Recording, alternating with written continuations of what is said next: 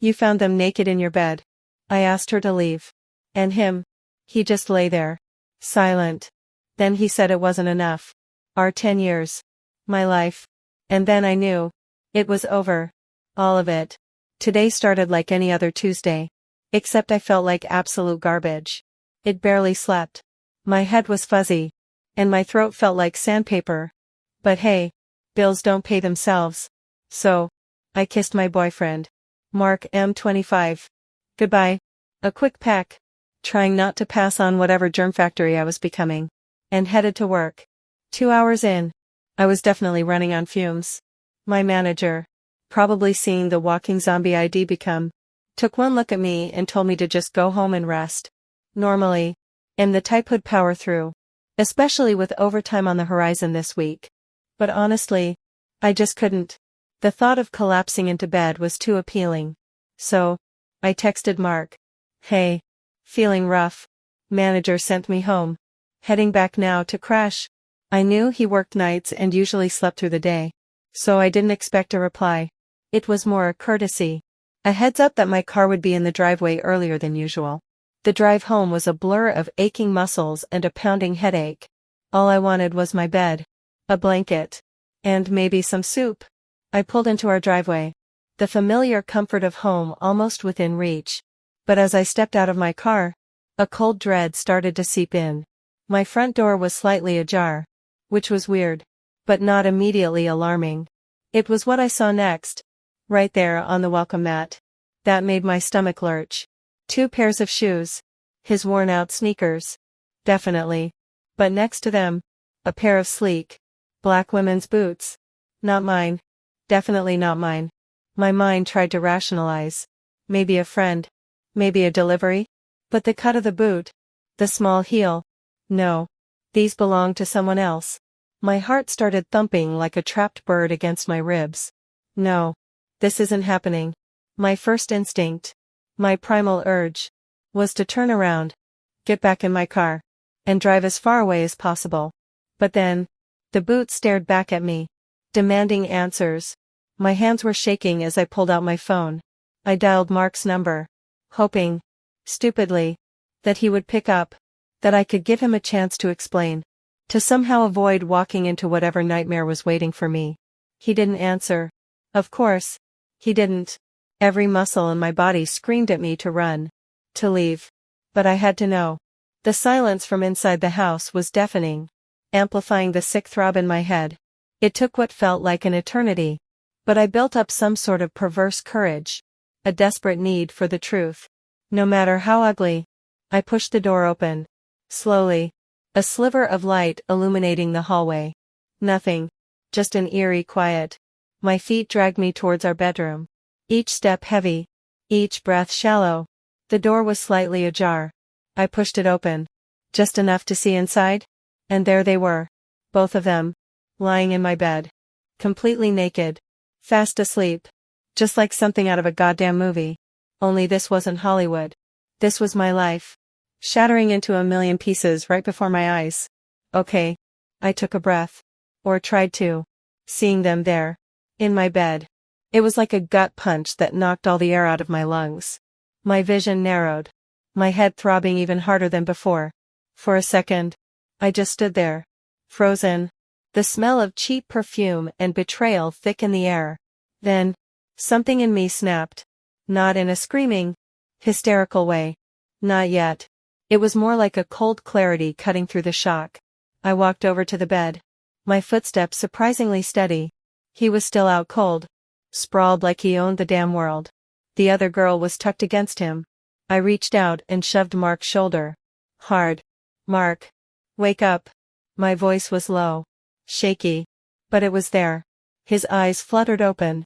Blinking against the dim light filtering through the blinds. He saw me. His eyes widened. The blood drained from his face. And his mouth fell open slightly. But no sound came out. He just lay there.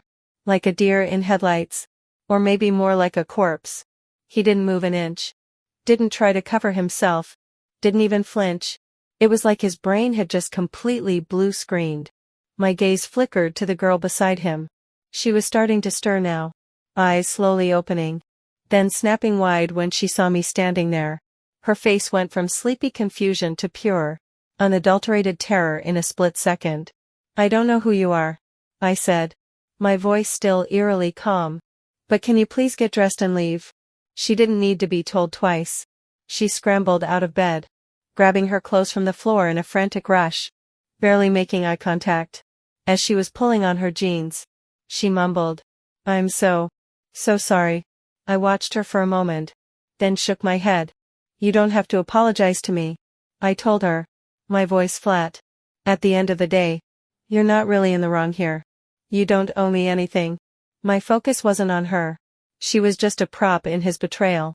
I needed her gone so I could deal with the actual problem.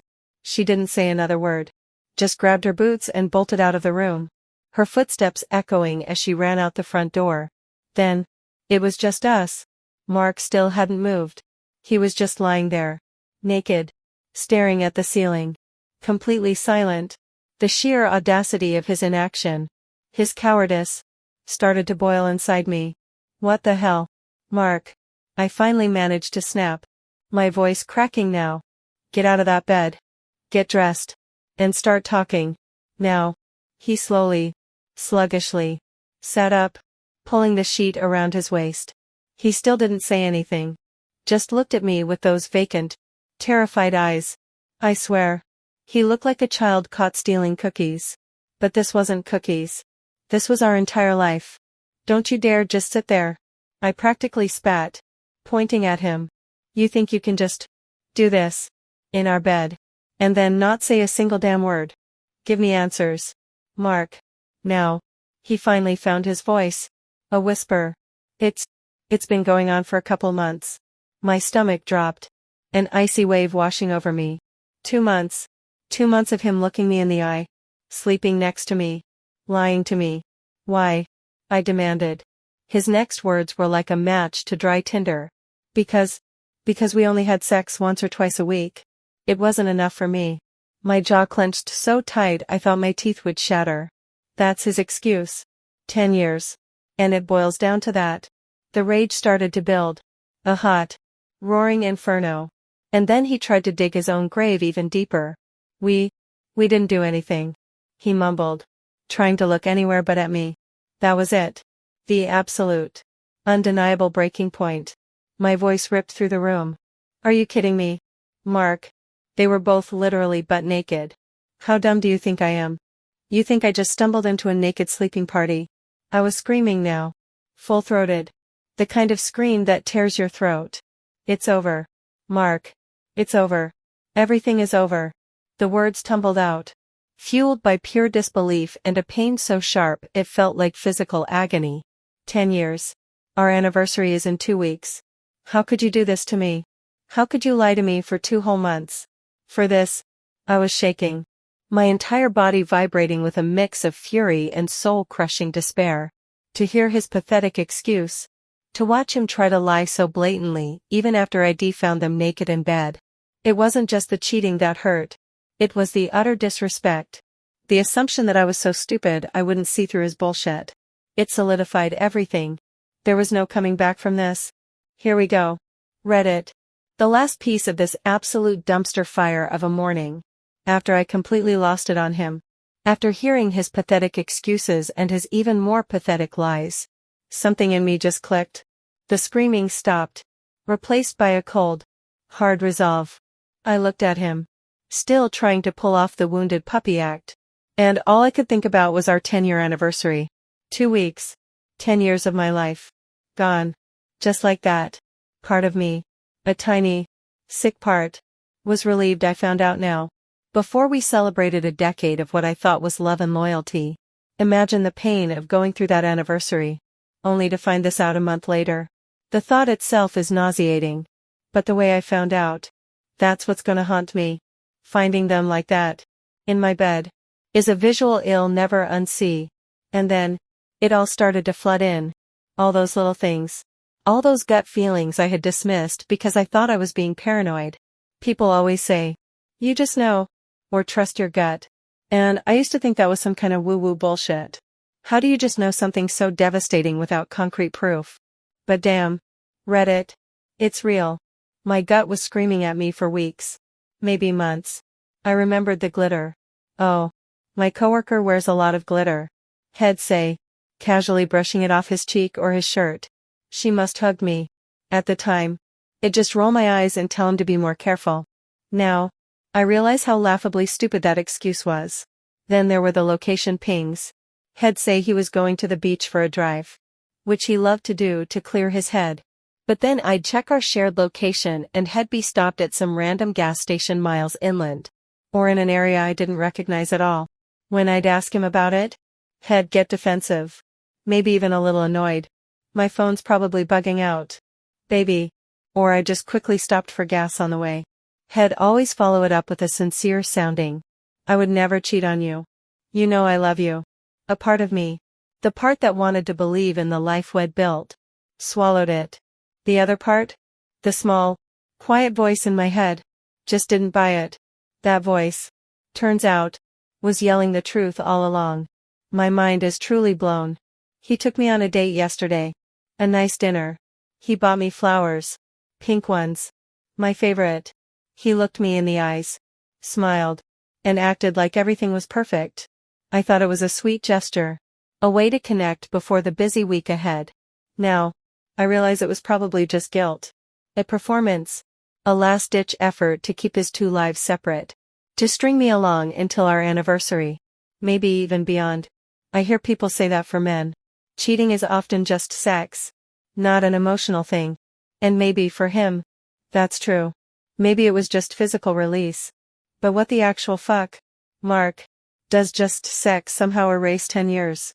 Does it make the lies, the deception, the betrayal suddenly less painful? No, it doesn't. It makes it worse. In a way, it makes me feel like I was just a convenience. Someone to come home to while he sought enough elsewhere. He really thought he was going to get away with it. Didn't he? Thought we'd celebrate our decade together. Blissfully unaware of his secret life.